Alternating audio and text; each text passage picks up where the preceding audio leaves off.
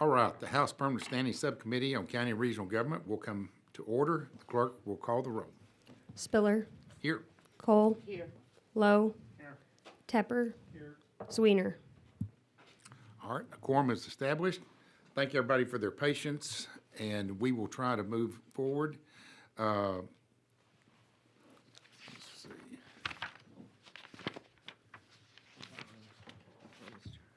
What's that? Oh, I'm doing it. I'm trying to find her sheet. Here we go. Chair lays out House Bill 4114, recognizes Representative Davis to explain her bill. The chair offers a committee substitute for House Bill 4114. Thank you, Mr. Chairman, and members, for taking time to hear this bill. This is really a simple cleanup bill. It only affects our Council of Governments, and basically what it is, we're putting in statute what's in the appropriations bill in previous sessions, just saying that a regional planning commission with 200 or more participating governmental entities, our COG is made up of cities and counties around the region. This only affects Dallas County, and we're just saying that they have the flexibility to set the salaries so that they can bring their salaries in line with the market in the Dallas area. I'm happy to answer any questions. Members, any questions? What bill, I'm sorry, what bill are we on? It is House Bill, I had it right here. 4114. 4114. Okay, I'm missing some stuff, okay. All right. If nobody has any questions, we'll let you close here in just a second, but let me give an opportunity. Is there anyone here that wishes to testify on for or against this bill? Hearing none, we'll let you close. Again, thank you, Mr. Speaker, Mr. Chairman and members, thank you for hearing this, and I close. Thank you. And I appreciate you waiting. Sorry you had to wait so long. Yes, ma'am. And I'll consider, hopefully, favorable consideration of this bill. Absolutely, Thank you. absolutely. Chair moves to withdraw the committee substitute and leave House Bill 4114 pending. Is there any objection? Hearing none, House Bill 4114 is left pending.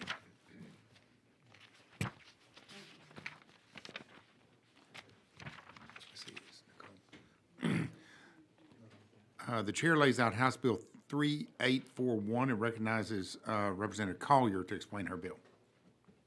And the chair offers a committee substitute for House Bill 3841. Thank you, Mr. Chairman, Vice Chair Cole, for this opportunity to present the committee substitute for House Bill 3841. Under current law, the Texas Commission on Jail Standards is required to appoint an independent law enforcement agency to investigate the death of a prisoner in a county jail.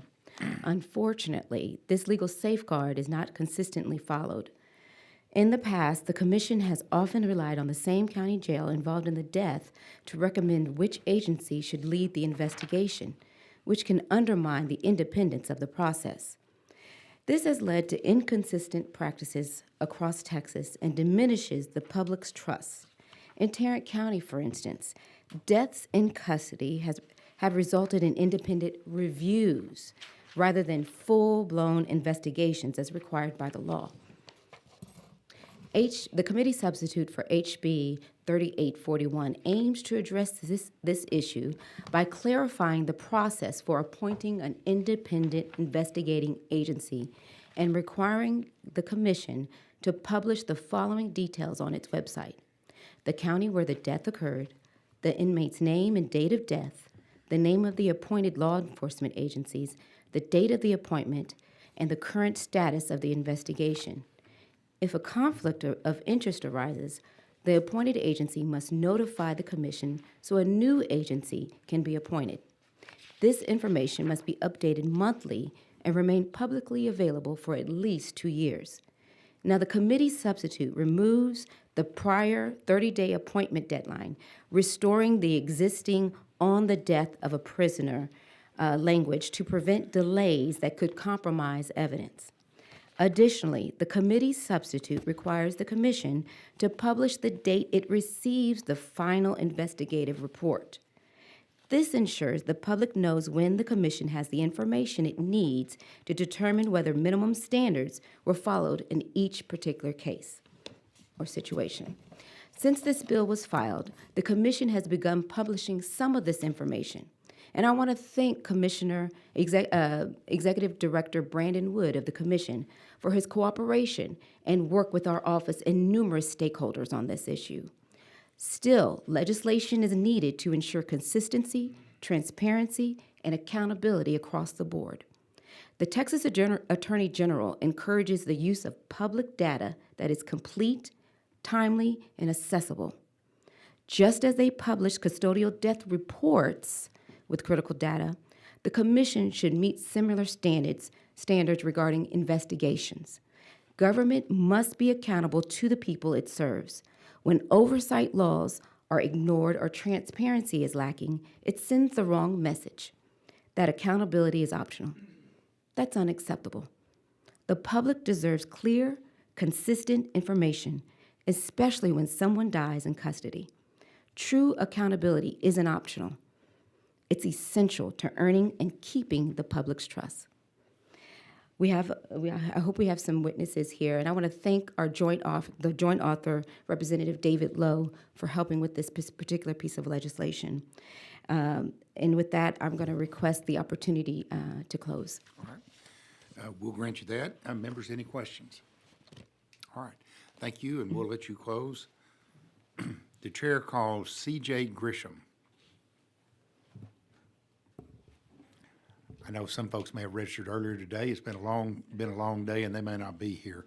We showed C.J. Grisham registered as Dr. C.J. Grisham, testifying for himself, testifying for the bill, or registered for the bill. The chair calls Krish Gundu. Krish Gundu. Okay, understood. We showed Krish registered as Krish Gundu, co-founder and executive director of Texas Jail Product, and self-testifying or registering for the bill. Chair calls Kevin Hale. There we go. I thought I recognized you from this morning. You've stuck around all day. Kevin, we have you registered as Kevin Hale, legislative coordinator for the Libertarian Party of Texas, testifying for that, and self-testifying for the bill. Is that correct? That is correct. All right, go ahead. If you've seen me around the building, you probably noticed that I dress pretty colorfully. Not today. This bill doesn't, when I knew I was going to be testifying on this bill, I made sure I wore black. Because in Dallas County, over the last 10 years, we've experienced 87 deaths in our jail. The recent one was on March 11th, which is not included in that number because that's a 2025 number. Has a lot of questions around it, and this gentleman was at the hospital prior to being in the jail and was told that he was fit to be in jail, and then shortly after being in jail was not able to do that and found himself dead.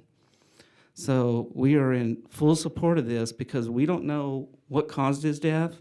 We know that he had a port for his treatments, and that may have been pulled loose. I don't know all the details, but that's what it sounds like when I've read the media about it. And we need to find out what happened to these people, and having an independent investigator not associated with the same jail is a good idea. We should have the Texas Rangers do this so that they're always an independent from the jail people in the county. 87, and that's just Dallas County. And obviously Tarrant County's here. Harris County testified earlier. We've had enough death in our jails, and some of these people may have been innocent, and either if they were guilty, they didn't deserve death. And we need to stop that. And I'll be done. Thanks. Thank you, Kevin. Members, any questions? All right, Kevin, thank you for I appreciate it, sticking guys. here all day. Appreciate your testimony. Yep. Chair calls Elizabeth Miller.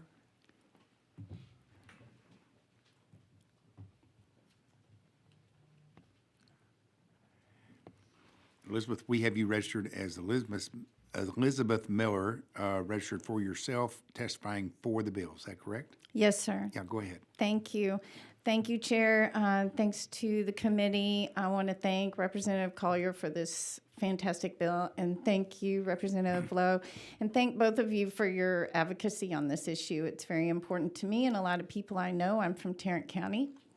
I'm here on my own dime all day, as long as it takes, because this issue is very important to me and a lot of us in Tarrant County. The numbers of deaths we have are, I mean, you heard about Harris County earlier, and that's a real problem. I didn't want to step on their very real problem, but our numbers are comparable to theirs. Last year, we had as many people die in Tarrant County Jail as Harris County, with many fewer in the population. So it has definitely gotten our attention.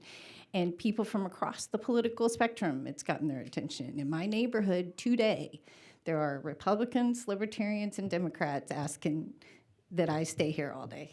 So it's very important. Thank you for addressing it. Will this bill fix it all? I don't know. They may find another way to not give us information. We're not learning anything meaningful about these deaths, but I think it will go a long way. I'd like to find out and see if we don't make some significant improvement here. So thank you. Whatever we can do to help this happen, it's important to a lot of people.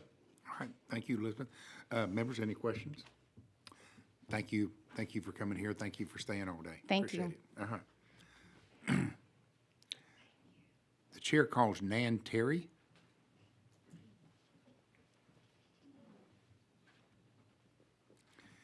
Nan, we have you registered as Nan Terry, testifying as volunteer Texas Jail Project and self testifying for the bill. Is that correct? Yes, sir. Go ahead. Good evening, Chair and committee members. My name is Nan Terry. I'm here to speak for House Bill 3841 and the committee substitute. I am a volunteer for the Texas Jail Project, which is a statewide nonprofit group advocating for people held in our county jails. Our co-founder and executive director, Chris Gundu, serves as the only appointed advocate on the Administrative and Rules Advisory Committee of the Texas Commission on Jail Standards. HB 3841 is a much-needed transparency and accountability bill. It tightens the current requirements of the Sandra Bland Act, which mandates that the Texas Commission on Jail Standards appoint independent law enforcement agencies to investigate custody deaths.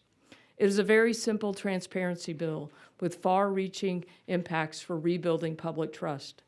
The bill mandates the Texas Commission on Jail Standards to publish information on its website about every investigation into a custody death. This information must include the county where the death occurred, the name of the deceased, the date of the death, the name of the law enforcement agency appointed to lead the independent investigation, the date of the appointment, and the progress of the investigation.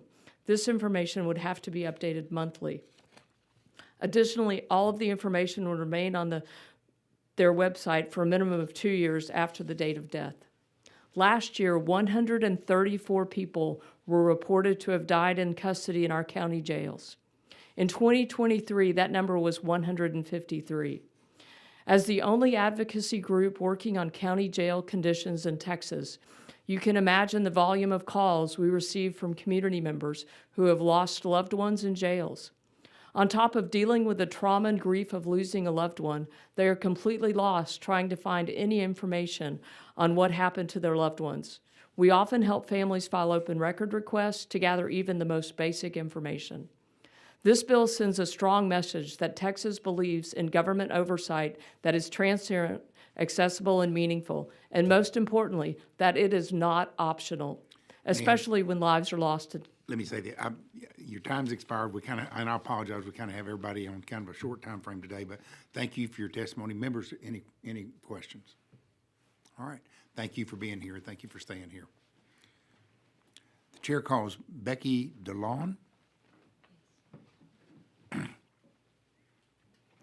We have you registered as Becky DeLon, Texas Jail Project, and self testifying for the bill. Is that correct? Yes. Yes.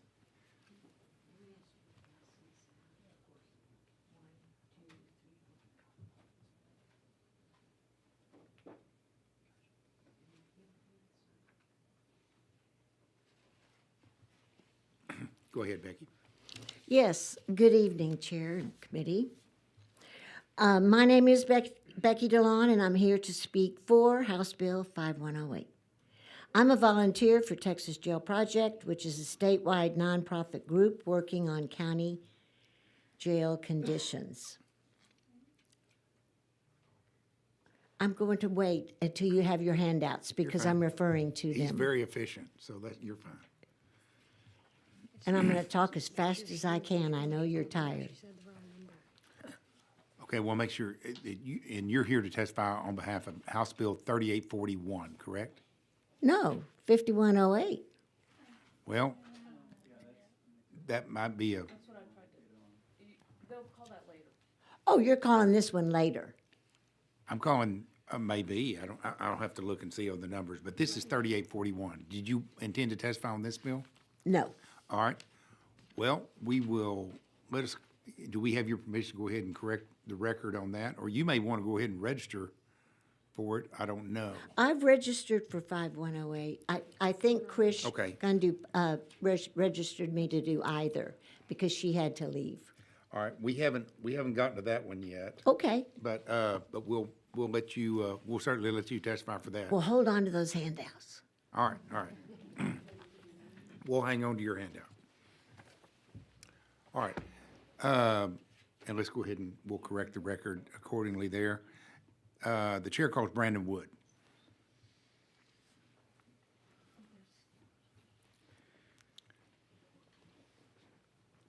Brandon, thank you for being here. We show you registered as Brandon Wood, Executive Director, Texas Commission on Jail Standards, testifying neutral on the bill, correct? That is correct, Mr. Chairman. You bet. Good Go ahead. evening, Mr. Chairman, Vice Chair Cole, members. Brandon Wood, Executive Director, Texas Commission on Jail Standards, here to serve as a resource witness. I would like to reiterate that the Commission on Jail Standards and myself are committed to ensuring that these death in custodies are investigated in accordance with state statute and the administrative rules that the agency has adopted. As Representative Collier mentioned, we have already begun the process of posting this information on the website. We update it not monthly, but in real time as soon as we make an appointment. This has been in place since March 1st of this year, and we have just recently had the first investigative report returned to us, and we intend to add that information to the information posted to the website as the committee sub is before you, I believe, would require us to do. We will do that regardless of whether this bill becomes law or not. Okay. All right, thank you. Members, any questions? Representative Lowe. Hi, good evening. Thank you for sticking around. Yes, sir. So let's just clarify, if there's an in custody death, who is the investigative agency? So, in custody and death upon the death of a prisoner in a county jail is one of the issues that has been in the background that is attempted to be resolved. The Commission on Jail Standards has adopted an administrative rule requiring that all deaths in custody be investigated by an outside law enforcement entity that does not operate the county jail. We have had an issue, and that is one of the areas in which we are attempting to resolve because we have had investigations, and all death in custodies are supposed to be investigated. We were attempting to ensure that all death in custodies were investigated by an outside law enforcement entity. The issue that Representative Collier was referring to specifically in her comments, I believe, in Tarrant County. Tarrant County was conducting their own investigation, and there was a review conducted by Fort Worth Police Department. That has stopped, and they are no longer, they are still going to probably do their own internal investigation, but we have been appointing outside law enforcement agencies to conduct those investigations. That is what is supposed to be occurring. So when you mean outdoor law enforcement agencies, you're referring to, say, at a county jail, a police department that does not regularly turn inmates over or people in custody into that jail. Is that correct? No, sir. We have, and we view a municipal police department as an outside law enforcement agency that does not operate that jail, and they would be a viable appointment in our understanding. Texas Rangers would also be an outside law enforcement agency, as would any other agency that is a law enforcement agency that is not operating that specific county jail. Okay. Another question is the people that investigate the jail deaths. and I don't know if you can speak to this, but are they homicide detectives? Are they just, or is there a special certification to investigate jail deaths?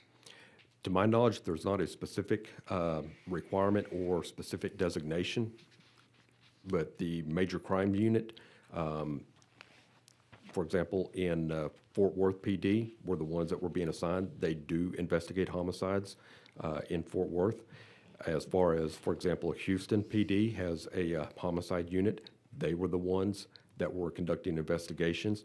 Texas Rangers, that is one of their specialties, if I am not mistaken, is investigating in-custody deaths. So those sort of individuals are the ones, because you have large areas of Texas that do not have municipal police departments or even sheriff's offices that have qualified homicide-type investigators, and they do rely upon the Texas Rangers to conduct those in-custody deaths. Okay, my concern is, and I don't know how often this happens, is that people that are unqualified or don't know enough about the jail system investigating the jail deaths, and to compile all this information that's required, and if this bill passes, we need to make sure that we have somebody that's qualified and actually knows the ins and outs of the jail system. So thank you very much. Yes, sir. Any other questions? I just want to say thank you for your testimony, and I just want to say I appreciate you working with Representative Collier, and just, I'll state for the record, I just appreciate any time currently and in the past that I've had questions, concerns, or requests for information. You and your staff have been extremely responsive, and I appreciate that. This Thank you, committee sir. appreciates that. Thank you. Yes, sir. Is there anyone else that wishes to testify on, for, or against the bill? If not, the chair will recognize Representative Collier to close. And Chairman, thank you so much for recognizing Executive Director Wood, because he has always been very responsive. I can call him at any time, and he makes sure that I get the information. If it's not him directly responding, he makes sure somebody on his team does. So I really appreciate that. And I want to remind what you said earlier before. You said people who are in county jails typically have not been convicted. People are innocent until proven guilty. So any one of us could get caught up in a situation where we find ourselves, unfortunately, in a jail. And we want to make sure that that these jails have oversight, rather, that the jails have proper oversight, and that the commission, the Texas Commission on Jail Standards, has the ability to enforce the minimum standards to protect not just us, but anyone who encounters our county jails. And so while I appreciate that they've implemented some of the provisions, we still need to codify it to ensure that whether Executive Director Wood is there or not, that this is in statute, and it sets the tone that Texas is transparent and that we are about the business of protecting the public trust.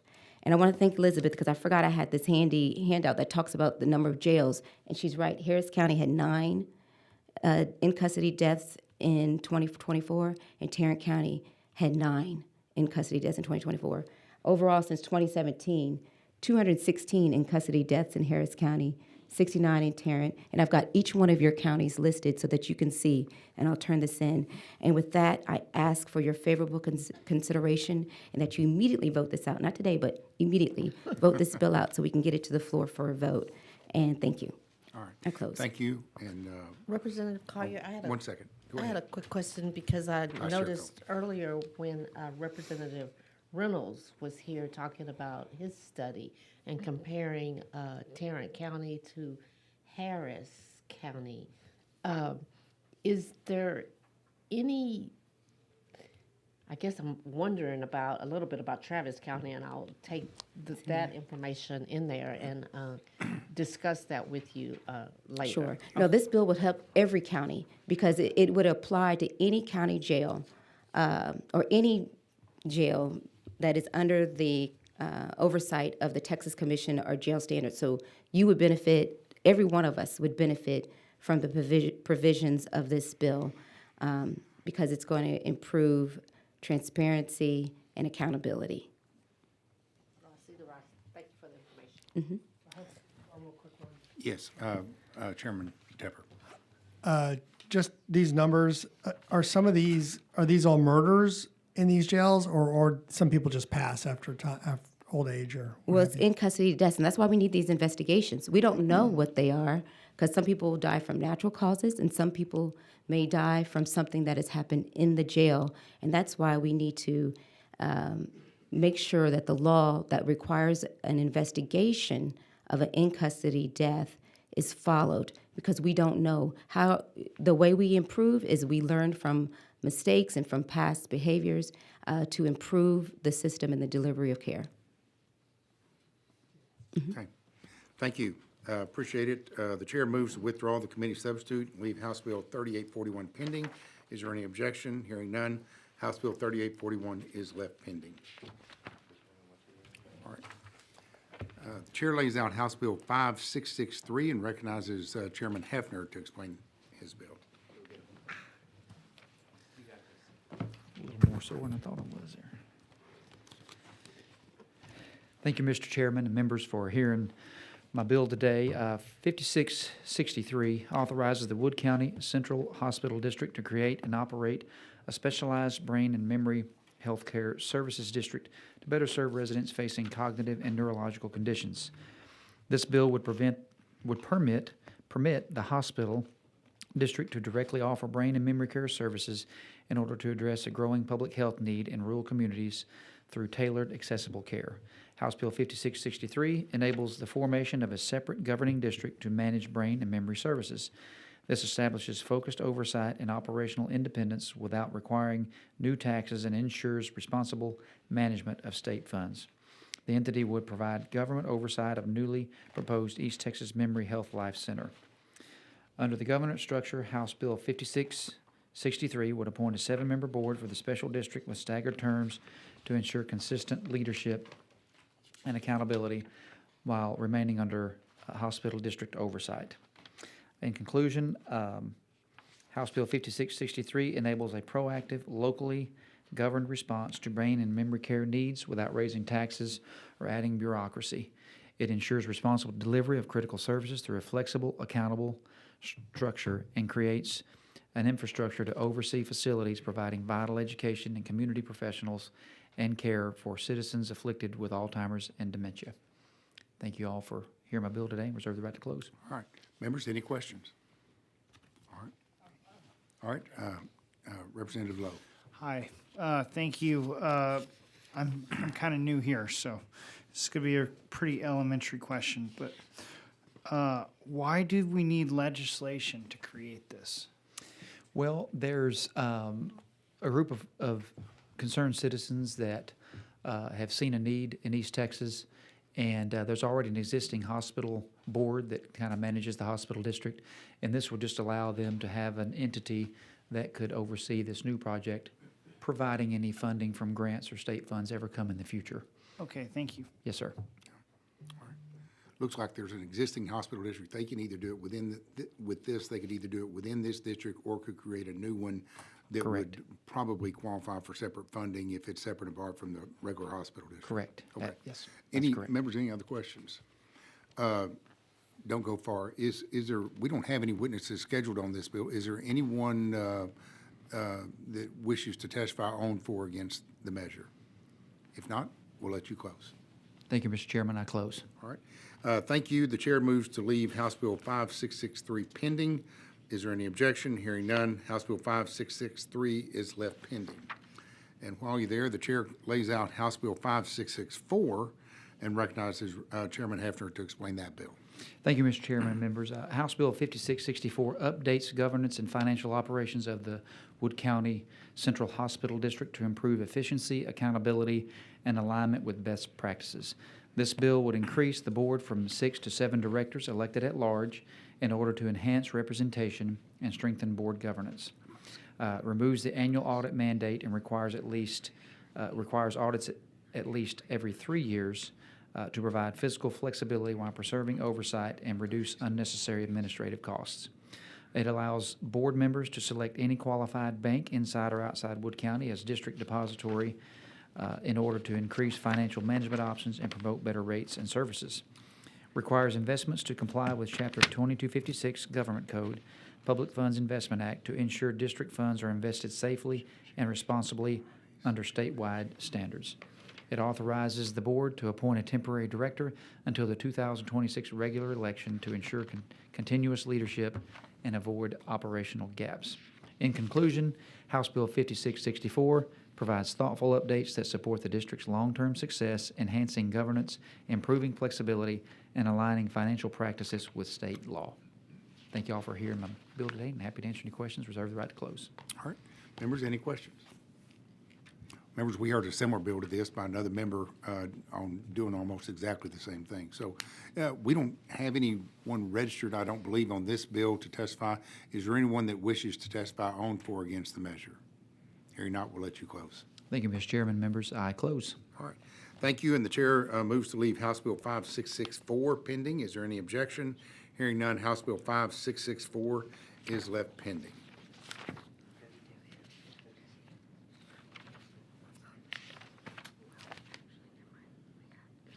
Okay. Okay, the chair lays out House Bill 5108 and recognizes Representative Bohani to explain the bill, and the chair offers a committee substitute for House Bill 5108. Thank you, Chairman Spiller, Vice Chair Cole, and members of the committee for the opportunity to lay out House Bill 5108. I have a committee substitute which you laid out, thank you. And the only reason for that is because I had filed a non-ledge council draft, so the committee substitute is substantially identical to the originally filed bill.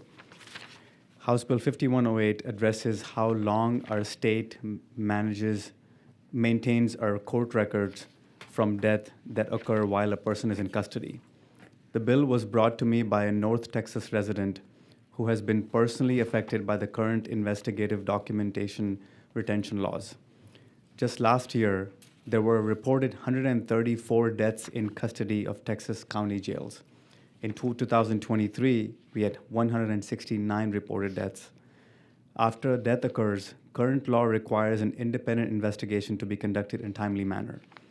HB 5108 ensures that records from independent investigations into in custody deaths are retained as vital records. This means that the Texas Commission on Jail Standards will collect and retain the records. I believe the taxpayers now and in the future deserve transparency this bill would bring, and the families of those who die in custody deserve to be able to access investigative records related to their loved ones. In addition, by giving researchers more time to access them, they can better formulate future policy to reduce in-custody deaths. I believe we have one of those researchers here today who can answer your questions, and the Texan who brought this bill to my office, Faith Busey, is here to tell her story to the committee as well.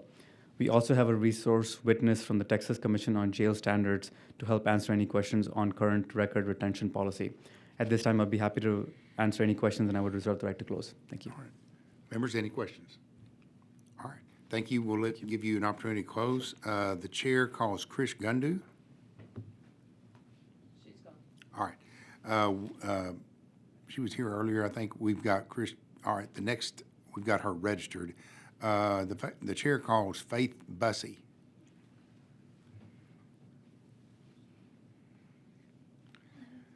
And Faith, we have you registered as Faith Bussey, testifying for yourself and testifying for the bill. Is that correct? That is correct. Go right ahead. Faith Bussey, testifying on behalf of myself in favor of the bill. I met Mason Yancey a little over 10 years ago at an open carry walk in Arlington when he was one of the youngest advocates for constitutional carry in the state. Mason always showed up to fight for our rights and help others when there was an opportunity. But while Mason loved life and loved others, he ended up in jail for a possession charge over the Christmas break this last year. His family made a decision to practice tough love and did not bail him out. And Mason was also a recently diagnosed diabetic. Long story short, Mason died in the Tarrant County Jail under what can only be described as horrific circumstances. And his family and friends were left in shock and tremendous grief with a desire to make sure this never happens to anyone else's loved one. As a friend of Mason and an advocate for families, I started learning everything I could about the jail system, what's working, what's not working, how processes and policies could be improved for better outcomes.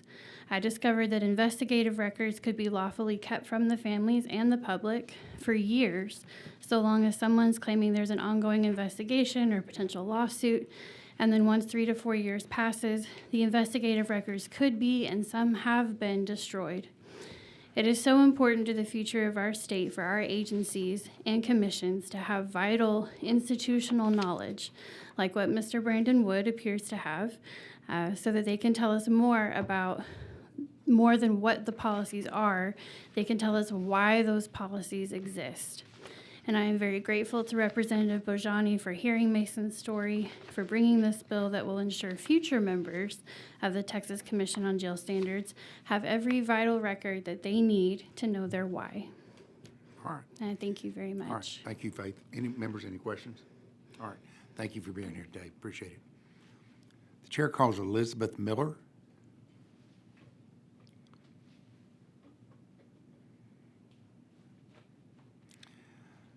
Elizabeth, we show you registered as Elizabeth Miller, testifying for yourself and testifying for the bill, correct?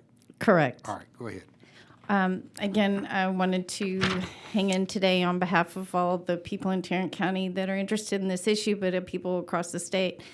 And thank Representative Bojani for this bill. I'm part of the old 92, the bitter 94.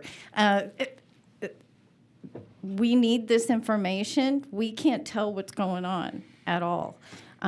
We need the records. We need to hold them. I think a lot of people get defensive on this issue because they're saying, well, we have sick people. We have, a lot of us are getting sick, not just the jail population. And that may be. It may be just a reflection of our illness, but we don't know until we look. And so please allow us to look and retain this information. Thank you for addressing this issue. Please pass this bill. Okay, thank you. Members, any questions? All right, thank you again for being here. Chair calls Nan Terry.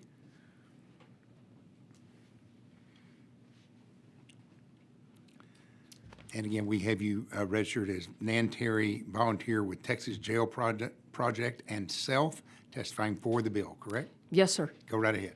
Good evening, committee chair and members. We need to preserve these essential investigations so we can have a robust data set to study trends and patterns and come up with policies and rules to minimize the deaths in our county jails.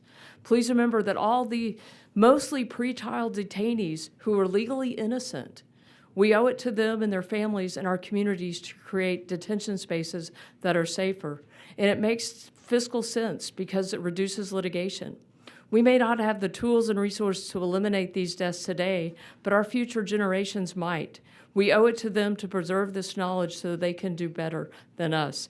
I had a family member whose sister died in Tarrant County Jail ask for a video of her last days. She was told, we can't release the information because it's being investigated. Later, when she asked again, she was told, oh, we don't keep those videos. This bill would allow record retention to be essential records for our families, members, the state of Texas. It's good.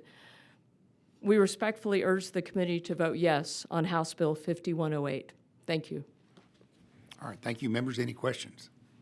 All right, thank you for your testimony. Chair calls Becky DeLon. All right. Becky, welcome back. We have you registered as Becky DeLon, registered for Texas Jail Project and Self, testifying for the bill. Is that correct? Yes. Go right ahead. Thank you.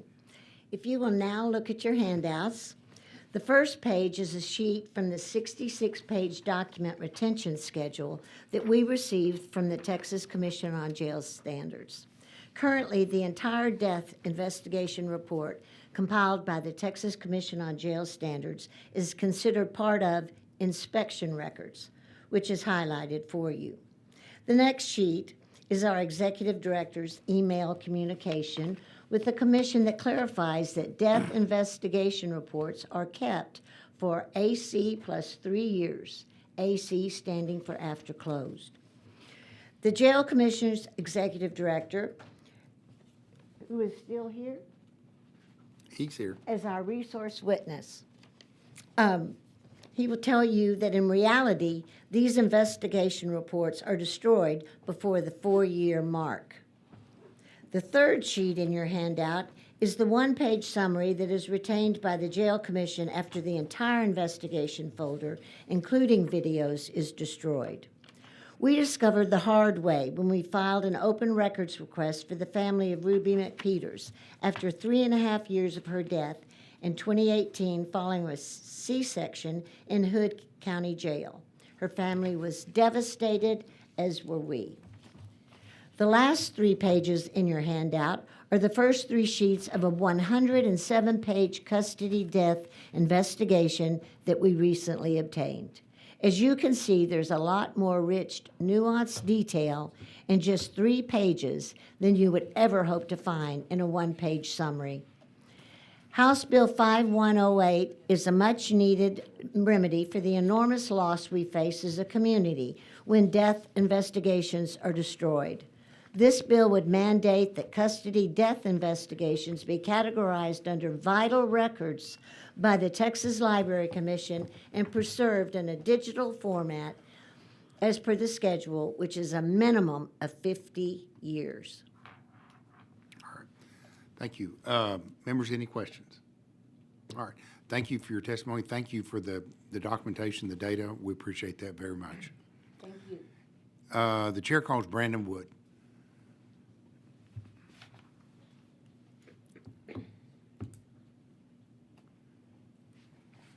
Brandon, again, we have you registered as Brandon Wood, Executive Director, Texas Commission on Jail Standards, testifying neutral on the bill. Is that correct? That is correct, Mr. Go right Chairman. ahead. Brandon Wood, Executive Director, Texas Commission on Jail Standards. I'm here to serve as a resource, answer any questions that you may have in regards to current practices and impact of the bill. All right. Members, any questions of Brandon? I do have, as far as just the bill's a short bill. I think it is about a sentence long. Do you anticipate, if this were to pass into law, do you anticipate any problem or difficulty in complying with the requirement that is the basis of the bill? No, sir, we do not believe that we would have difficulty complying with the bill. There's been mention of records that are currently under investigation not being released. I would also like to add that oftentimes counties will object to the release of video if it is taken from inside the jail, specifically wall-mounted or ceiling-mounted cameras, due to the fact that there's concern that it could provide information in regards to the layout and security of the facility. So regardless of how long those records are kept, they would still be contacted to determine if they would want to object to the release of those specific type videos. That is something that we do to ensure that we are not jeopardizing anything in regards to safety and security. And let me ask you this, as far as, and I'm assuming it's relevant to the extent that we're dealing with part of a report that would be part of this investigative report that would be maintained. Those video records, and I'm not familiar, I should be, but I'm not completely familiar with all the exceptions under the Texas Public Information Act. But is it your testimony that you believe that some of those, or at least the cities or counties, would be alleging that there is some exception, statutory exception to disclosure of that under the Texas Open Records Act? Yes, sir. Whenever we do have open records requests for example, these death in custody investigation files that we do keep, we do contact the county because we want to, one, ensure that if it is under investigation, we do not want to release any information that would jeopardize an ongoing case. If there is pending litigation, so forth and so on. And then also, each and every time, they will, almost without hesitation, request that any video of surface-mounted CCTV, the closed-circuit television cameras, and the recordings of those, they will also request that those be withheld under security concerns, and that is almost a standard practice each and every time. All right, thank you. Members, any other questions? All right, thank you again, and, Yes, sir. and thank you for your work. Those are all the witnesses that we have. Is there anyone else that wishes to testify on, for, or against the measure? Hearing none, the chair would call back Representative Bahani to close on his bill. Thank you, Chairman Spiller and members of the committee for hearing House Bill 5108. I respectfully ask for your favorable consideration and I close. All right. Thank you. And the chair moves to withdraw the committee substitute and leave House Bill 5108 pending. Is there any objection? Hearing none, House Bill 5108 is left pending.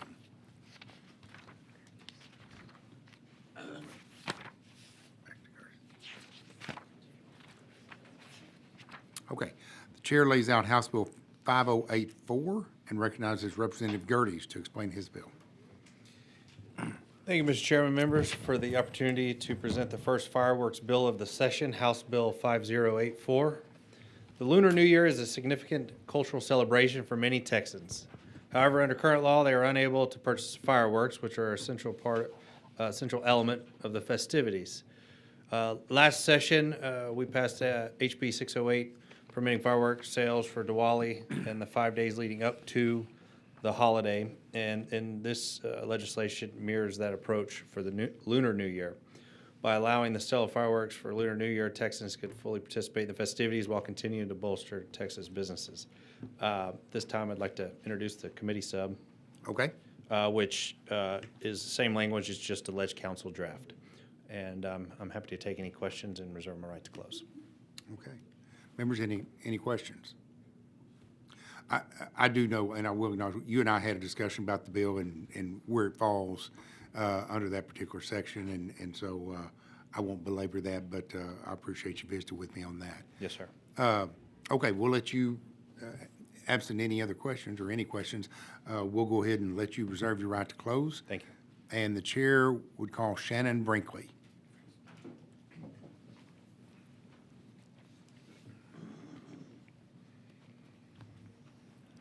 All right, Shannon, we have you registered as Shannon Brinkley, testifying on behalf of Pyro Source LLC and self testifying for the bill. Is that correct?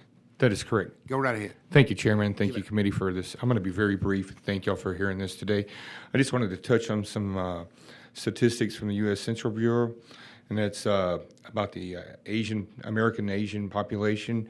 Texas is experiencing a great growth in that. The Dallas-Fort Worth and Angleton area is the largest growth of Asian Americans in the U.S. metro areas. Also, the fastest growing area right now is the Austin, Round Rock, and San Marcos area, which had a 10.5% increase in the Asian American population. And I got this information from the 22-23 Census Bureau. Thank you very much. All right. Members, any questions? All right. Thank you for being here. Thank you for your testimony. The chair calls Richard Fallon.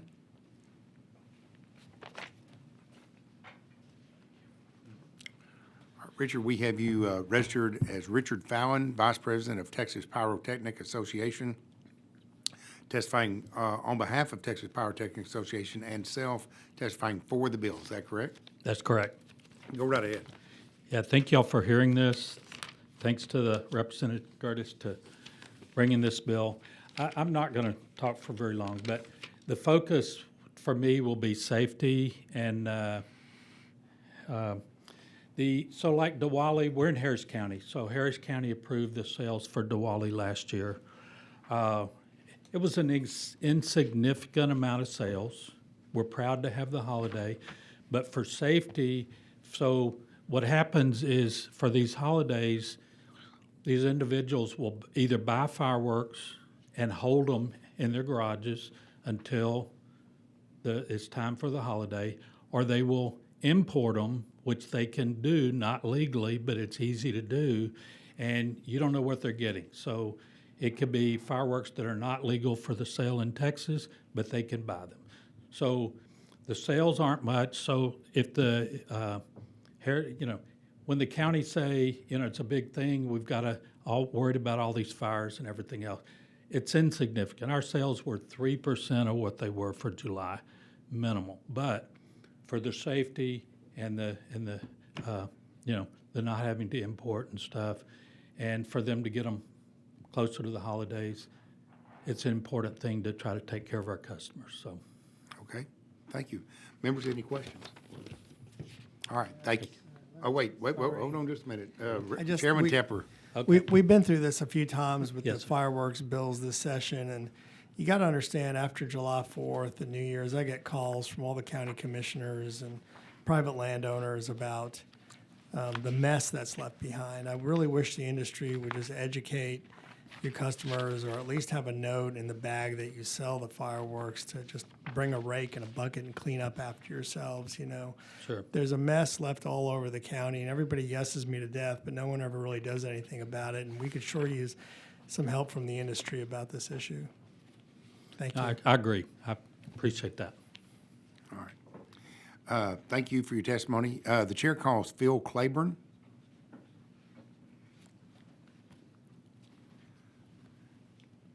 Phil, we have you registered as Phil Claiborne, testifying on behalf of TNT Fireworks, and self testifying for the bill. Is that correct? Yes, that is correct. Go right ahead. Thank you, Chair and members. At this hour, with as many people as we have and everything else, I no longer need to testify.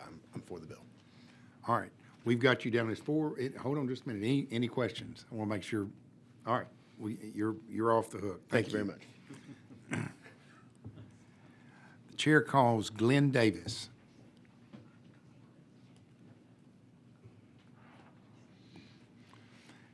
Glenn, we have you registered as Glenn Davis, testifying on behalf of American Fireworks and Texas Pyrotechnic Association, and self, testifying for the bill. Is that correct? Yes, sir. Go right ahead.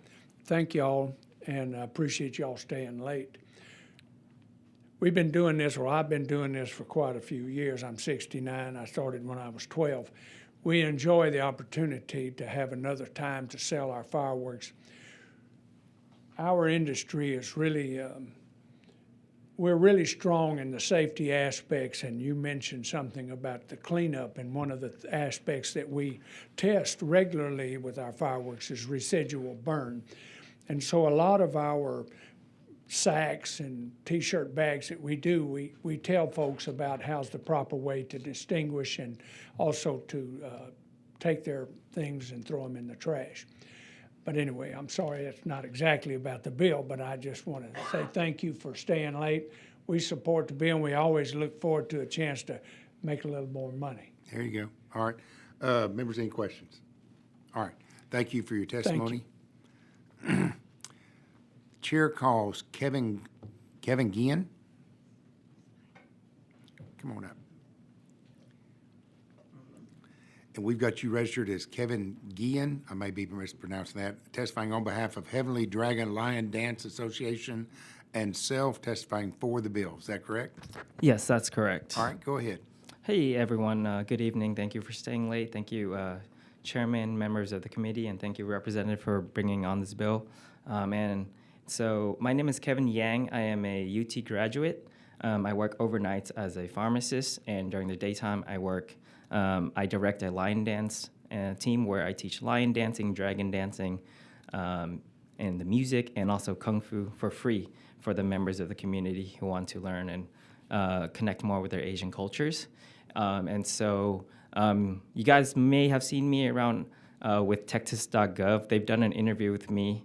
If you search Google, Texas.gov behind the photo, and then they'll talk a little bit more about my background as a pharmacist and a lion dancer. And so a little bit more about me, born and raised in Houston. My parents are Vietnamese and Chinese, and so a big part of growing up in Houston was celebrating the Lunar New Year celebration. So for Asians, it's a really big holiday for us. It's kind of like a Thanksgiving, Christmas, and New Year's all into one holiday. So a lot of people are traveling, getting together with their family, and eating a lot of good food. And of course, the most exciting part about the Lunar New Year celebrations is, of course, getting together to watch the line dance performances, and which is accompanied by the fireworks and firecracker celebrations. And so I'm one of the fastest growing line dance teams here in town. Last year, the entire year we did 60 performances, and then this past Lunar New Year, I did 65 in this first 2 months. So we do performances for the community, we do it for schools, we do it for corporate events. And before I start all of these performances, I talk a little bit about the performances. So the big part of that is like scaring away the Nian monster. So scared of the color red, scared of loud noises, and scared of fire and smoke. And so for thousands of years, that's how Chinese and Asians all around celebrate the Lunar New Year celebrations. And so with the passing of this bill, it would really help me really help share the culture of Asians and Asian Americans to Texas and Austin, and also for the international audiences as well. And so, yeah, with that, I feel like this bill would really help really make it really accessible for everyone. All right, thank you. Thank you. Yes, Representative Weiner. Thank you, Chairman. And thank you so much for being here today to testify, sir. You know, I have some concerns about fireworks bills in general, mostly because I think a lot of us are frustrated that there's not a better regulatory scheme overall, and instead we're asked to kind of handle this with these one-offs based on different holidays. Okay, yeah. And anyway, I just sort of use that to preface. I'm curious, you know, are y'all generally using fireworks in your celebrations now? It's a little bit hard for us to have access to it. We do have a lot of clients who ask for it as well. We have whatever remaining stock that we use up, and so yeah, a lot of them do like to have the fireworks and firecrackers, because I grew up in Houston and it's really big over there, and so I'm trying to bring that culture here. So a lot of them are asking, and then if we do have it on hand, we'll use it. But since it's not sold during that time of year, it's harder for us to access the fireworks. Now, where do y'all go to get fireworks? I mean, are y'all like trying to buy around? Yeah, New Year's yeah. and We then save usually them, or? we usually just find them like the local fireworks shops. When it's like in season, and then like sometimes I'm in contact with the other line dance teams around town. If they have any extras, they might sell me some. So that's mainly how I get access to them. So y'all aren't buying them online at this point. You're mostly using the local. Yeah, because I don't know. I'm not too. I don't want to like get in. I don't know how legal it is to buy it online. So I have no idea either. That wasn't okay. a gotcha. Yeah, I've To only be clear, been doing it. We just had a locally. previous witness saying we're pushing Oh. people to buy online, and so. Is there let me no like ask- regulatory thing that's like I have preventing no people? idea. Okay. So let me ask you this question differently so you don't feel like you're being put on the spot Okay. on something. Have you heard of people in the communities you're a part of with the dancing community and whatnot try and buy fireworks online? Not that I know of. I know a lot of line dance teams, they have like a supplier that, there's like a local supplier here in like Houston. And then I don't know where they get it from, but they have a lot of line dance equipment, costumes, instruments, and of course they have confetti, cannons, and fireworks, firecrackers. So a lot of the teams get it from there, but I'm not entirely sure where they get it from. I have looked on the websites, and some of them ship and stuff like that. But like I was like, I don't want to get in trouble because like you're not really supposed to be sending stuff over the mail, or not that I know of. So I just try to be safe and just buy it locally when it's in season. Thank you. Sorry, that really wasn't meant to be a gotcha. No, it's good. And I don't know the rule on that.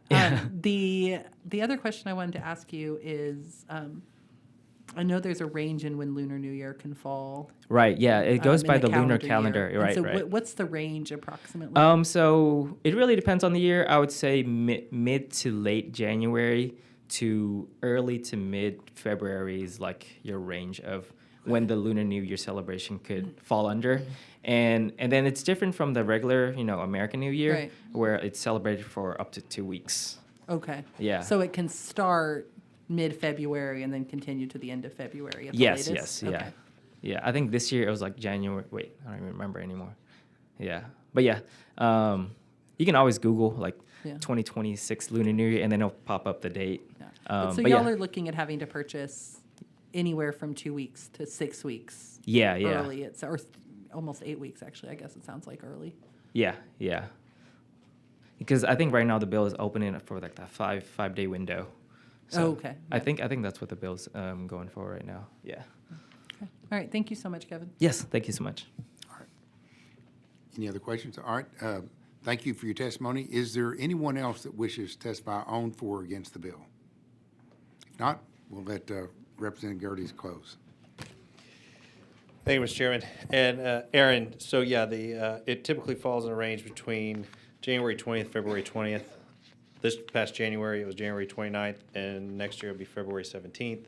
And the bill states for 5 days leading up to the Lunar New Year, with sales ending at midnight on that Lunar New Year.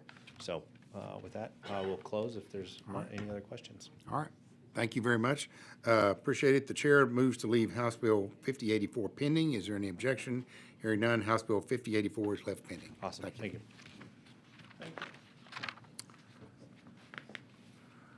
All right. The chair lays out Senate Bill 1563 by Senator Menendez and recognizes Representative Plessa to explain the bill. Thank you so much, Chairman and committee members, for giving me the opportunity to lay out Senate Bill 1563 before you today. Like you just said, this is authored by Senator Menendez, and I filed his companion bill. It would require all county jailers to receive specialized training on interacting with veterans in their custody.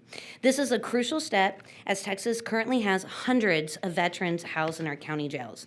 A 2012 report on veterans' deployment to Iraq and Afghanistan estimated that approximately 9% of those veterans had been arrested after returning home. Many of these veterans have endured significant trauma related to their service, particularly those who engaged in war theater. This trauma can profoundly affect their behavior and mental health while incarcerated. The urgency of this bill is underscored by recent tragic events. Just last year, in April of 2024, Anthony Johnson Jr., a 31-year-old Marine veteran diagnosed with schizophrenia and experiencing a mental health crisis, died in Tarrant County Jail custody after being restrained by jailers. His death highlights the critical need for jail staff to be properly trained to recognize and respond to these unique needs of our veterans. House Bill 1563 ensures that veterans, like the ones that I just spoke of, are approached with a veteran-informed strategy. While it is vital to protect our community and detain individuals who pose a danger, we must recognize that jails can be extremely stressful. For veterans, their stress can increase the likelihood of harming themselves or others. Currently, county jailers are required to complete a preparatory training program, including a minimum of 8 hours of mental health training. However, while these programs may briefly mention veterans, there is no dedicated requirement focused specifically on this population and their needs.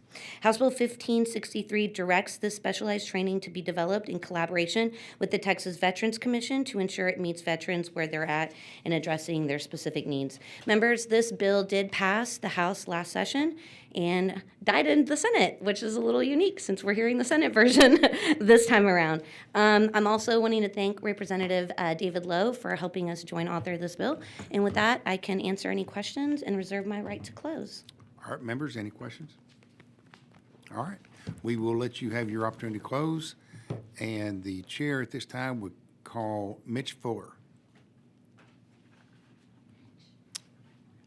All right, Mitch Fuller. All right, we showed Mitch Fuller, and I know it's a long day, and we started early today. So we show Mitch Fuller registered as legislative director, registered for VFW Department of Texas, and self-registered for the bill. The chair calls Jim Brennan. I lost all my witnesses. That's all right. Sometimes that's not a bad thing. So we show Jim Brennan registered as legislative director, Texas Coalition of Veterans Organization, and self-registered neutral on the bill. Is there anyone else that wishes to testify on, for, or against the measure? If not, the chair will recognize Representative Plessa to close. Thank you, members of this committee. Basically, what this bill is trying to do is make sure that we're keeping our veterans who are in custody and those county jailers safe. And with that, once again, would love to thank Representative Lowe for joint authoring this bill and reserve and close. All right. Thank you. And the chair moves to leave SB 1563 pending. Is there any objection? Hearing none, SB 1563 is left pending. All right. And the chair lays out House Bill 2814 and recognizes Representative Plessa to explain her bill. Thank you, Chairman and members. House Bill 2814 addresses a critical need by ensuring that individuals within the criminal justice system are provided with the essential identification documents upon release. Many individuals leaving juvenile facilities or jails in Texas lack basic identification such as birth certificate, social security cards, or state-issued IDs. This gap creates significant barriers to securing employment, housing, and transportation, all of which are key factors in successful reintegration. Research constantly shows that employment is one of the most effective ways to reduce recidivism. By removing obstacles to obtaining work, House Bill 2814 can help break the cycles of incarceration and save the state money in the long term. I do anticipate a committee substitute which would remove Section 3. This limits the bill's scope to only apply to individuals in Texas Juvenile Justice Department. After communicating with stakeholders, we believe that narrowing the scope of the policy focuses on that impact. Juveniles released from the Texas Juvenile Justice Department are particularly vulnerable as a lack of identification can hinder their ability to adjust to adult responsibilities and independence. TJJD is already required to provide release children with state issues identification. However, House Bill 14 requires Texas Juvenile Justice Department to submit a request upon intake of that child to provide personal identification certificates and other applicable documents upon release. House Bill 2814 will bring positive change to Texas's criminal justice system by reducing barriers for reformed individuals, supporting safer and more stable communities. I once again want to thank my joint author, Representative David Lowe, for his experience in this industry, for his service to our state of Texas. I'll be happy to answer any questions and reserve my right to close. Okay. We'll let you have an opportunity to close. Members, any questions? All right. This bill is Yeah, don't go far. We don't have any witnesses registered. See how easy I'm making y'all's lives tonight? I know. So is there anyone that wishes to testify on, for, or against the bill? All right. Hearing none, we'll let you close. This is just a simple bill trying to make sure that our kids getting out of jail have all the documentation they need to set them up for success. Once again, want to thank my joint author, Representative David Lowe. He's been amazing in helping us structure this bill to what it actually should be doing with all his experience. And with that, I close. All right, thank you. Chair moves to leave House Bill 2814 pending. Is there any objection? Hearing none, House Bill 2814 is left pending. Have a good night, guys. All right, members, I'm going to, Dr. Alverson is tied up in another committee. We only have two bills left. They're his. And so I'm going to take a stab at laying those out. The chair lays out House Bill 5383, Representative Alverson's bill, and I'll lay it out, and we'll also offer a committee substitute for House Bill 5383.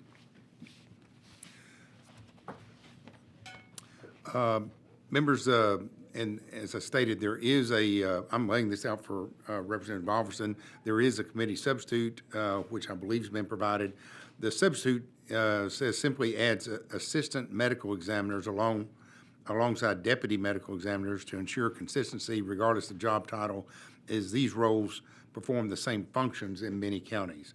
House Bill 5383 addresses a critical need for professional consistency in death investigations in our death investigation system by establishing uniform board-certified qualifications for individuals serving as medical examiners, deputy medical examiners, and assistant medical examiners across the state.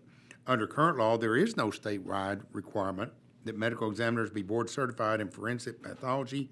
This has led to significant variation across counties, with some offices being led or staffed by individuals who frankly lack the specialized training necessary for accurate forensic death determination. So this bill raises the bar by requiring that all medical examiners be board certified by the American Board of Pathology in both anatomic pathology and forensic pathology, ensuring that death investigations are conducted by physicians with nationally recognized expertise. It also requires that deputy and assistant medical examiners either hold or be eligible to hold for the same certification, promoting consistent standards throughout the office. Certification by the American Board of Pathology includes graduation from medical school and a full Texas medical license, completion of an anatomic pathology residency, completion of a one-year forensic pathology fellowship, passage of rigorous board examinations in both disciplines. So these requirements are not burdensome. They are accepted national standards. They ensure that those performing autopsies, making cause of death determinations, and testifying in courtrooms are fully equipped to do so by both competently and credibly. House Bill 5383 is not about adding bureaucracy. It's about ensuring accountability, enhancing credibility, and protecting the integrity of our justice system. Texans deserve to know that those entrusted with determining the cause of death are held to the highest professional and ethical standards. I would reserve an opportunity to close. I'm happy to try to answer any questions. I do have a few here in the deal, but let's not get too tough if we do. Otherwise, I think there are some witnesses that can testify. So any questions? I knew it happened. Yes, go ahead, Representative Weiner. Chairman, I'd just like to ask for a detailed analysis I'm on sure you every would, single yes, group yeah. this bill impact. Yeah. I'll get with you offline on that. So no other questions. I'll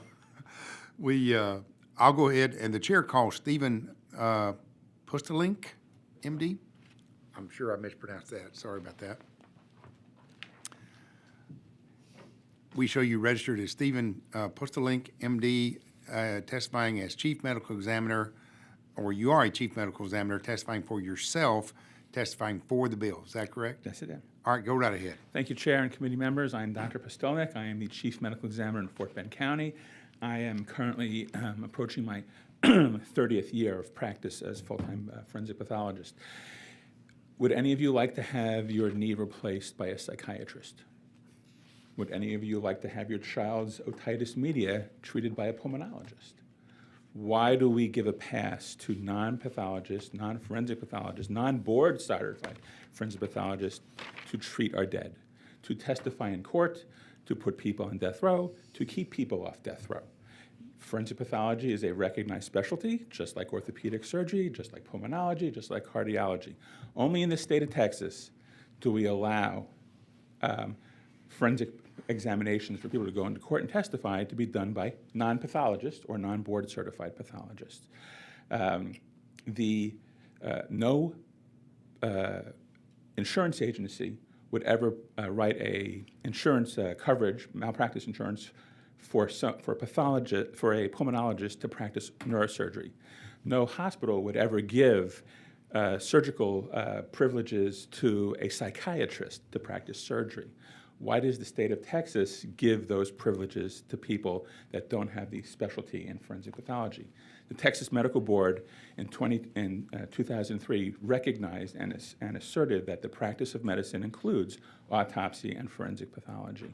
So it is a moral imperative that we improve death investigation and get it out of the 19th century and into the 21st by requiring that those people testifying in court, people that are important to estate, custody, the civil realm, that they have the highest level of certification, training, and experience, and become in parity with the rest of the country. All right, thank you. Members, any questions? Hi. All right, Representative sorry. Rowe. Yes. Hi, thank you. So I have a question. So when you, let's say, the normal path of medical school, is there a pathway for pathologists specifically, or is that something that you obtain after you've already become a doctor? It is like every other medical specialty. Okay. In medical school, just last month, they had the match. So medical students register for the match in the specialty that they want to go into: psychiatry, surgery, pediatrics, all that sort of stuff. And people register for the match for pathology. They then do a residency in pathology, either anatomic and clinical, or there's some few programs that do just anatomic pathology, which is what I did. And then if you want subspecialty, such as forensics or pediatrics or cardiac or neuropathology, you then go do a fellowship in those. And then each of those training facilities gives you board eligibility to sit for the boards. You have 3 years and there's 2 exams given per year. So you can take the exam and hopefully pass it at least once in those 3 years. Then you lose eligibility.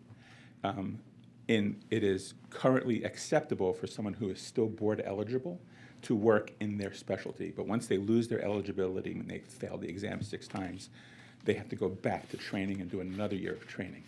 So that is how we become forensic pathologists. And total with medical school is 14 years. Okay, thank you. Members, any other questions? All right, Representative Weiner. Thank you, Chairman. Thank you so much for being here, sir. I wanted to ask what kind of other specialties are filling this role now, or what type of training are you all seeing in? There is a general surgeon who is the chief medical examiner in one of the counties. There is a family practitioner who is the chief medical examiner in one of the counties. There are forensic pathologists who have not passed their board certifications that are working in counties right now. So yes, there are a few that are doing the work because the counties do not. There's a big competition for us. I mean, we're like rare as hen's teeth, and because of the heightened public awareness of what we do, we're no longer in the basement of the hospitals and stuff like that. I realize we're actually important to, life, health, consumer safety, and all that sort of stuff. People want us to work, and they want what we do. So counties are vying for our services. So that leads me to my next question is, are there enough of y'all for this bill to function? Yes, I will quote Field of Dreams. If you pay us, we will come. Okay, so counties that don't want to shell out the money for a forensic pathologist, they'll get any Tom, Dick, or Harry with a medical license to do it. Those counties that have had bad outcomes and they decide that their medical examiner is really important to them, they will make a competitive salary to help attract a board-certified forensic pathologist to be their chief medical examiner. So I'm going to push back a little bit and say this bill goes into effect September 1st if we pass it. Mm-hmm. And how many years of training do y'all have? 14. So we can't train more people up. Oh, no, you pick somebody off from some other office or some other state, which is what we do. My office is fully staffed. We don't have to bring in locums, but there are locums companies that will have pathologists get Texas medical licenses, and they will farm them into these places to help cover and provide services. Those pathologists are all board certified. So yes, there is a large group of pathologists traveling that can provide these services as well to fill shortcomings and needs.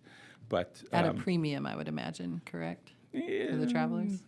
Not really. I mean, it's competitive. I mean, no one's making $1 zillion off of it, but they're supplementing their income. Okay. So yeah, I guess that's my concern is just if we end up robbing Peter to pay Paul, I don't know, I could throw out counties, but if we're stealing from other counties all amongst each other. You're stealing from other states. We all do. I mean, I've stolen from other states as well. That's just what we do. We provide, in my office, we provide a very supportive office structure for the people, and I allow them to my people go and do locums in other ME offices around the country to fill in those things. And so I keep my staff because they're happy the way I run the office. So as more demand is there, more students go into this as a specialty, and as more public awareness is, more shows on TV, CSI and all that stuff. It was just like what, L.A. Law. When L.A. Law was popular, law school applications went through the roof.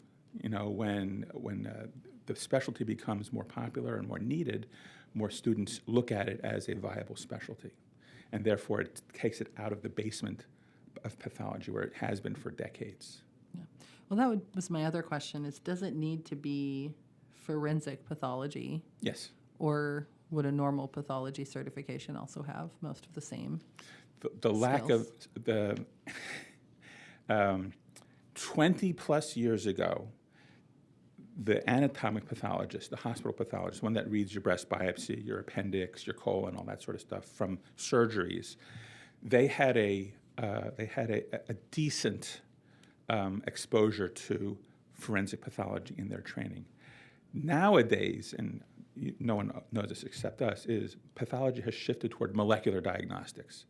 Whereas, so therefore the art of pathology, the art of looking at a tissue under the microscope, the art of doing an autopsy is being put by the wayside. We, the forensic pathologists, are the last ones nowadays in pathology that hold tissue, that handle tissue, that hold the heart in our hands. We're not doing molecular diagnostics, we're looking at tissue. So that art is coning in on our specialty, but that's a specialty that's required for the courts, for the families, for the civil realm as well. So the answer is, as of today, anatomic pathology graduates have less experience than when I graduated 30 years ago in doing autopsy and looking at tissues.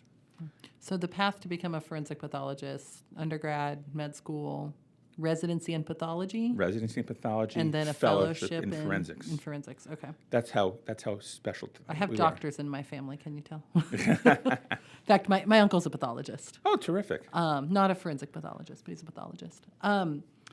The other question, you said every other state in the nation requires this? Yes. Why does Texas have a different history? Do you know? Do you have any insight on that? Yes, I do. And it was for expediency. I'm going to take, I think it was about 15 or 18 years ago, El Paso County, which has a medical examiner office, which was marginal back then. The building was old and falling down, and they had they had a pathologist and a forensic pathologist and a hospital pathologist doing their autopsies. They needed a forensic pathologist to come and work there, to relocate there. They couldn't get anybody, an American grad, to do it, but they had a Mexican medical graduate who did residency and fellowship in the United States, was willing to relocate to El Paso County, had applied for a Texas medical license, but he could not practice by law.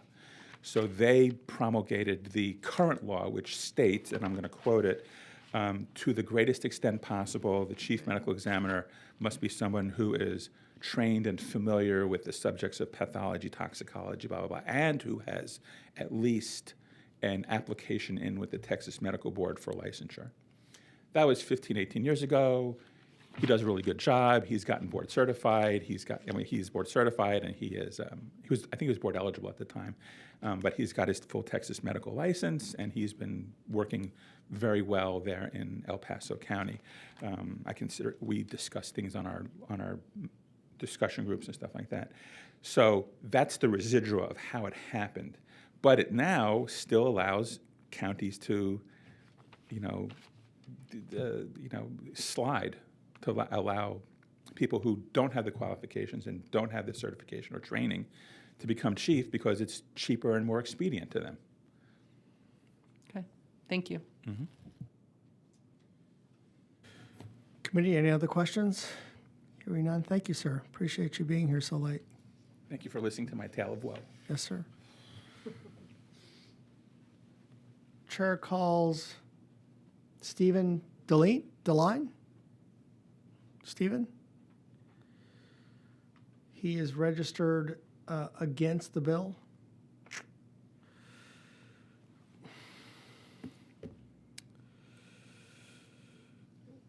Nope. Are we doing that? Chair moves to withdraw as committee substitute and leave HB 5383 pending. Any objections? Hearing none, HB 5383 is left pending. Chair lays out House Bill HB 5611, recognizes Representative Oliverson. We will do it from here to explain the bill. Do we have the bill?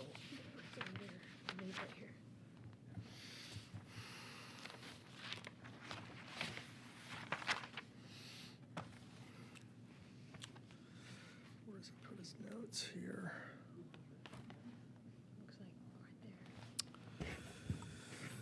HB 5611 authorizes an emergency services district to provide preventative health care services, contract with the government to provide these services, and charge a reasonable fee. The bill defines preventive health care services. Should I have let him close, the author close? Who was the author? Oh, that was Dr. Oliverson. Well, there's no. I guess one of us needed to close and withdraw it. Did we withdraw Yeah, it? let's just strike that and we'll come back. You know, complete this one. Yeah, don't you think? Yeah. Yeah. I would just strike, some members, we're gonna go back and close on Chairman. Yeah, we just realized we didn't have the author here, so we're going to go back and close on the bill. House Bill 5611. House Bill 56, this is the one I'm doing now. I know, but we needed to close for the last one because he's not here. So which one was that? 5611. It was 5611? No, that's the one I'm doing. 5383, sorry. 5383. Withdrawn, left pending. I don't have the script.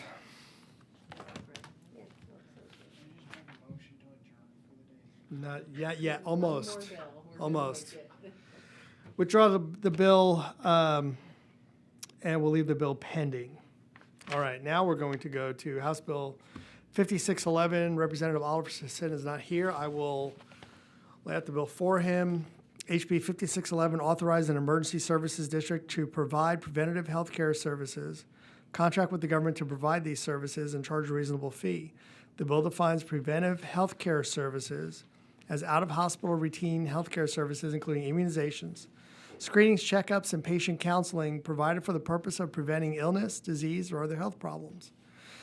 Emergency Services Districts, or ESDs, provide fire and EMS service throughout suburban and rural Texas. ESDs are the first responders for all 911 calls within their jurisdiction, responding to calls for medical assistance as first responders or EMS providers.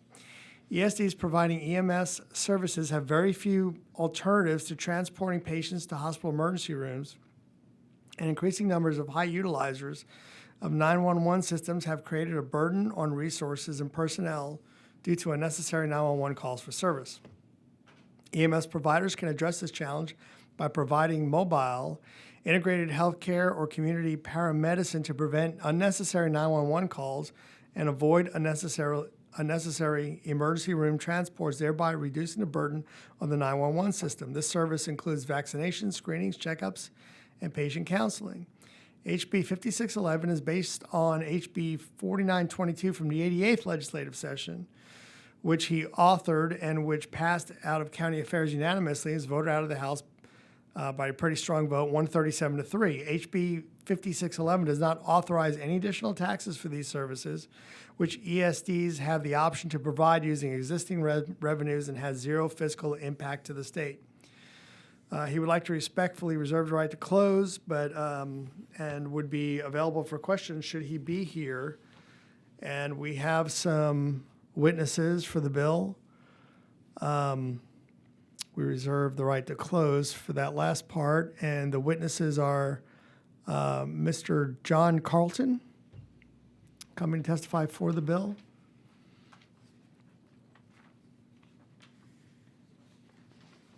Thanks for staying so late, Mr. Carlton. We have you down as testifying, as representing the Texas State Association of Fire and Emergency Districts, and you are for the bill. That is testifying correct. for the bill. That is correct. Sir, Thank you, Chairman. And I'll be brief. Excellent layout, by the way. The substance of the bill has not changed since last session, and it did move out of the House. This really is an optional bill. It's for our emergency service districts that we find providing more and more EMS service and are dealing with call volume in EMS. And in the EMS world, you have those people who really need emergency service, and you have those people who call it as part of their doctor visit. And so what this really does, because we are special districts, we only get to do the things you tell us we can do. So we're just asking that this be an authorized thing that we can do so we can reduce 911 ambulance service and save that for the important calls. And I'm happy to answer any questions. I appreciate y'all being here late. I'll actually kick off, and I have a question. So this is the same sort of issue the emergency rooms have been having for years, where people are going to the emergency rooms, getting basic services that their general practitioners can probably give, and it sounds like they're using the EMS services the same way. Is that correct? That's correct. Okay, thank you. So, and it's a pretty simple thing to fix because we know who they are, and we can just go respond and help them with whatever they need without having to roll the ambulance. Thank you. Committee, any other questions for this witness? Thank you, sir. Thank you. Appreciate you very much staying so late. Next witness is Mr. Nick Perkins. Nick had to leave. He was here to testify for the bill on behalf of Travis County ESD number 2 and himself. Mr. John Carlton. Oh, it was just you. Sorry, sir. I thought I looked familiar. Mr. Clay Avery. Thanks for staying so late, Clay. We have you as the Executive Director for SAFE-D, the Texas State Association of Fire and Emergency Districts, here to testify for the bill. Is that correct? Yes, sir, that is. Thank you. Thank y'all, and thank y'all for being here and allowing me to testify. I know it's been an incredibly long day and a series of long days. I will be very brief. I am Clay Avery. I'm the Executive Director of SAFE-D. That's the State Association of Fire and Emergency Districts, really the state association for ESDs, Emergency Services Districts, often thought of in terms of their emergency response, fire protection in some cases. We have a lot, though, EMS ESDs. And this is one way for our EMS ESDs to really be true partners in the community. This has been one part of our legislative platform for a long time now. Come very close, as Representative Tepper, you read in your layout. This is really about being able to get better outcomes for the residents that are being served, more fiscal efficiency, government efficiency, ultimately, hopefully, saving the taxpayers some money, lessening the burden on 911 and our emergency rooms, as you asked. So with that, I just request your favorable consideration, and I'm here for any questions. Any questions for Mr. Avery? Hearing none. Thank you, sir. Thank you for staying so late. Any other witnesses for, against, or on the bill? Hearing no other witnesses.